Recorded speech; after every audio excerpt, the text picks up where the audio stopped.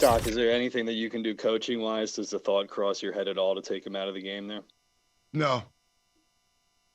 Why not? You want me to take Ben Simmons off the floor? No, I mean, I got to ask the I question. will pass on that one. He's pretty good, so I'll pass on that suggestion.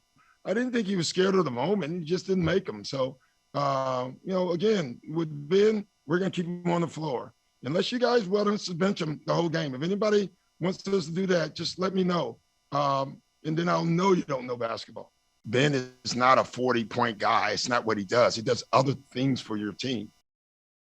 All right, we'll get to that in a second. Let's focus in on Ben Simmons here. Through 4 games this postseason, he's shooting just 25% from the free throw line. That mark is the worst such mark in NBA playoff history, even worse than Wilt and Shaq. Stephen A., do you agree or disagree with Doc Rivers on Ben Simmons? Well, I agree with Doc Rivers if you're talking about benching Ben Simmons. Then you're right. You don't know basketball. You don't bench a Ben Simmons. But where I disagree with Doc Rivers, and we've been on this show, I've interviewed him, I've known Doc Rivers, love him to death, the whole bit. He doesn't embrace the level of importance about Ben Simmons shooting as I do.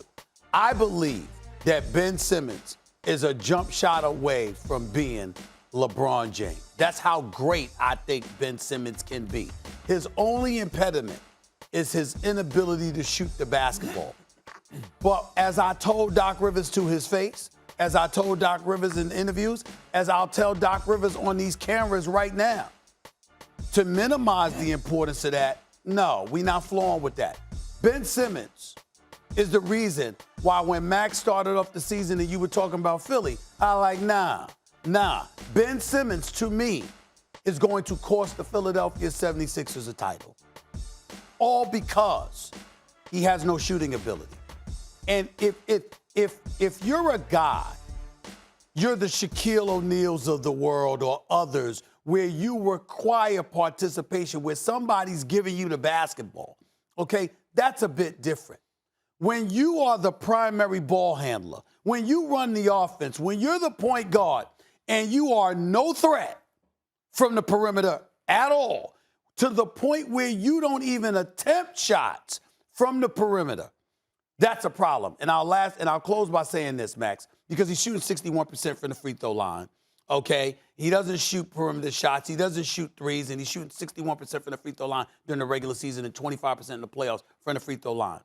There was a game against Portland this year, and I really wish I had that clip. I didn't call for it. That's my bad. Carmelo Anthony is guarding Ben Simmons when Ben Simmons comes past half court. And it was like he had a brain fart. And he said, oh, what the hell am I doing? And sprinted back all the way into the paint because he knew Ben Simmons would not even attempt a jump shot. You can't do that and beat these Brooklyn Nets. There's a difference between not being able to shoot like Rondo back in the day or Giannis now and having like a comically bad, like completely unable to score from more than like 6 feet from the basket. That's Ben Simmons. That might stop you from winning a championship if he's the best player on your team or even maybe the second best player on your team. But you can win with Ben Simmons. You can get by this series without Embiid. Sure. The question is, do they, like, you can build a powerhouse team around Ben Simmons, play 5 out or 4 out, like with Simmons either in the dunker spot or Simmons at point guard, right?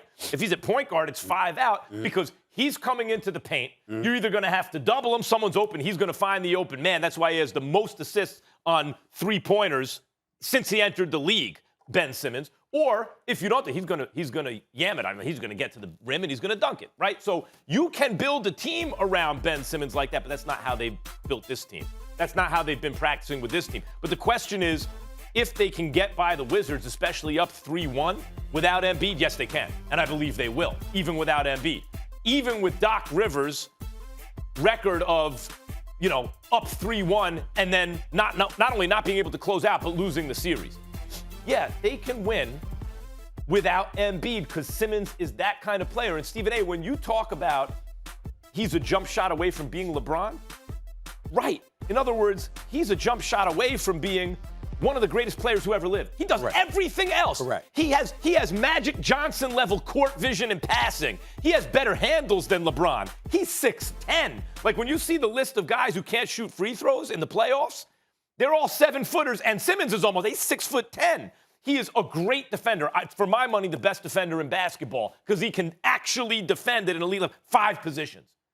So you can absolutely win with him. You can beat this Wizards team with him. Whether or not you can win a championship with him, particularly when this hasn't really been his team, it's been Embiid's team, is a separate question. Thanks for watching ESPN on YouTube. For live streaming sports and premium content, subscribe to ESPN+.